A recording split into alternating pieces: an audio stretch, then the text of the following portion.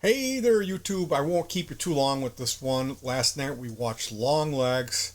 Uh, this will be a spoiler free review for the most part.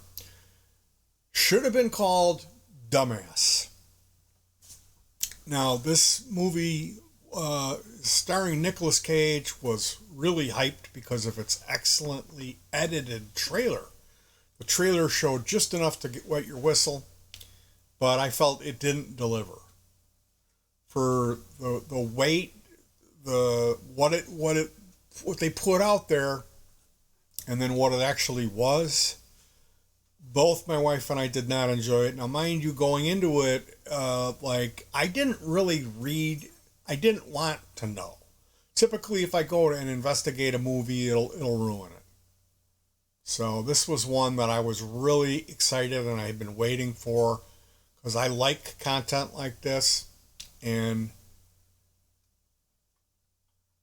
I didn't, the most that I knew was what I saw in this little description, which is female FBI agent must decipher a series of clues left behind at serial killings. Cryptic clues.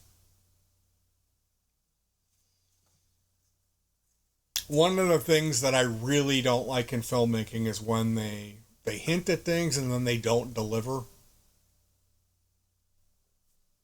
Like they never really addressed the long legs thing.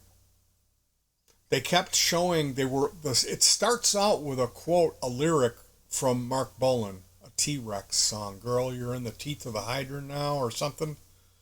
And they're showing it.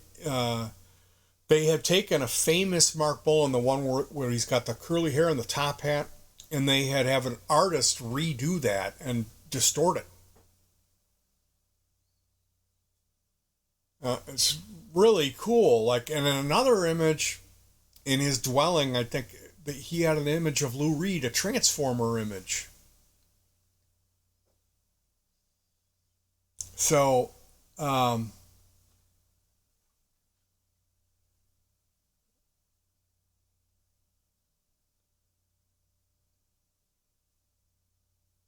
there were elements to it where if they would have explained a little more, like, yeah, this guy was trying to pretend he was a female to make his job as this type of doing what he was doing, killing, easier.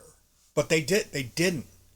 They never, like, there was a real bad death scene. There was another, like, a surviving victim that was just ridiculous when they went to see her. How that person acted was ridiculous. Um, there was all like way too many convenient plot things and other plot things that weren't explained, that didn't make sense. It's just messy filmmaking is what it is. This is not how you start a horror franchise, which is what they're doing. You know there's going to be a Long Legs 2, and that'll probably be it. This production company will get a hold of it. Nick Cage won't have anything to do with it. They'll make another one, and that'll be the end of it. We'll never hear anything of it. But I really felt let down watching this movie. I figured out the plot twist not even halfway through the movie. I had called what the plot twist was going to be. And I'm not a real whip cracking smart, like if there's a little bit of a Cockney accent, I'm lost. I'm not a real sharp film guy. But I would just say that going into Long Legs, if I had looked at this as like kind of a lower budget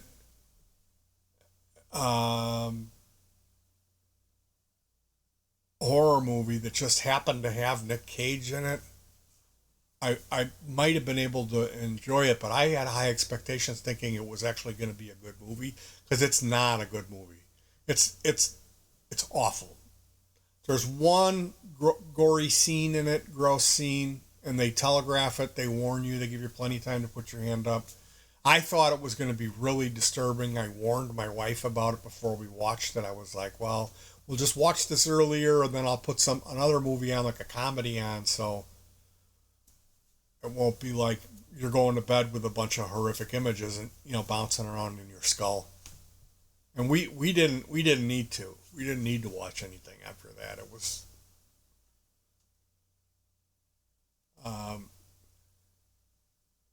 watch Silence of the Lambs. That's a good movie. This was, like I said, Longlegs should have been called Dumbass. Not good. Go to YouTube and type in FredDibnah. Fred Dibnah.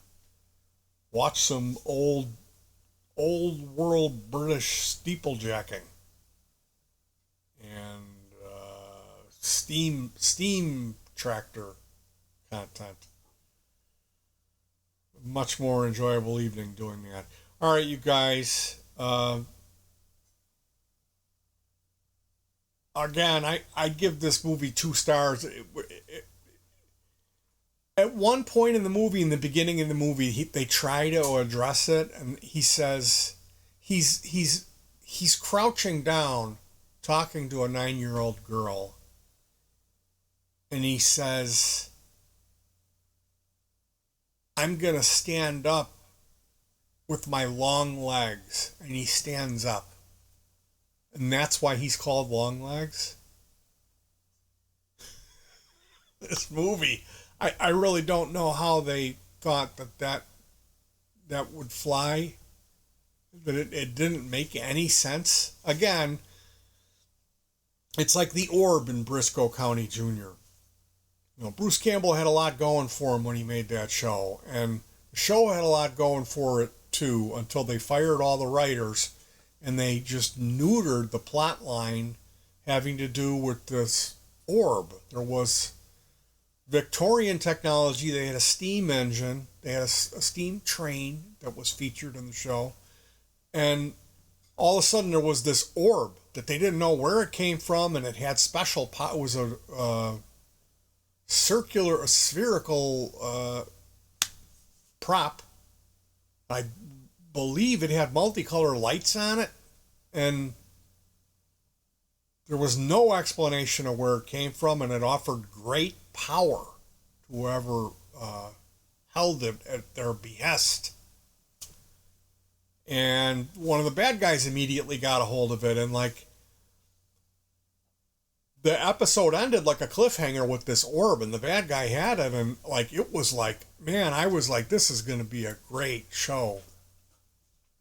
They're mixing sci-fi elements with this Western, which has never really been done well. I know they did Cowboys and UFOs or something. Cowboys and Dinosaurs, they've done stuff like this before.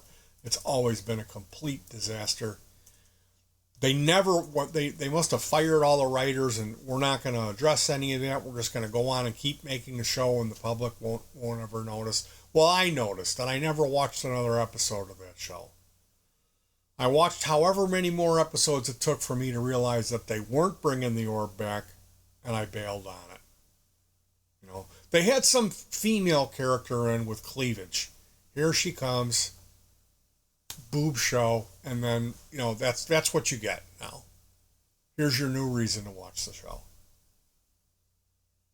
So it's funny because the person who edited the trailer for Longlegs knew what they were doing, and it just goes to show that device, the movie trailer, how important that is, and how it can deceive us into wasting an hour and a half of our lives on a horrible. Because this wasn't like it was bad. Like, this was really bad. Like, he's got this goofy voice, and he's like singing in it and screaming, and like it was just weird. And like none of the stuff with his personality, his character, his None of that was ever revealed. It was all focused on this young woman. And the plot twist was telegraphed. It was so easy to figure out what the plot twist was going to be. And they had stuff. They had enough there. To start, like, if they would have rewrote this thing and brought a good director in, they could have made a great franchise of movies. The concept is a decent enough concept for a horror franchise with creepy enough devices in it to make it work. And they didn't. They completely blew it. Anyway, you guys, I think if it's not obvious that Hollywood system is corrupt and evil, I don't support that. I really don't like going to the theater. I don't like the idea of taking money and giving it to somebody when it's going to support that industry, which is, it's kind of a rape-based industry. You know, it's like whoever's going to end up on the screen, they're going to get passed around by the higher ups, you know, sexually, and that these people they're damaged for life because they were in one of these things. The idea of supporting that, I don't support that system of rape. I don't want to have anything to do with it. So I'm watching my content on whatever free service I can proudly. I'm proud. And I'm not going to pay into that system anymore. And it makes me question people who put themselves up on pedestals and look down at other people about religion, you know. You're going to the theater once a week, and all you do is talk smack about everyone around you because you go to church, and they don't. But you're going to the movies and buying a ticket every week, supporting this system of rape. That's what it is. That's what it is. And they don't care if it's a little boy or a 18-year-old girl. They don't care. They'll rape you. If you're gonna go and you think you're gonna take your kid to the Nickelodeon set and you're safe, you're not. There'll be a bunch of fat guys in their 20s waiting to rape your kids. And it's like a well-known thing. It has been well known that's how this system, that's how it works. And I don't support that. That being said, if it's something like Roger Waters or David Gilmour is going to be doing a live event and they're going to simulcast it and you have to go to the theater and pay for that, I'll go. I'll go for that. I'll support those guys. But I don't think that money's necessarily filtering back into Hollywood too much.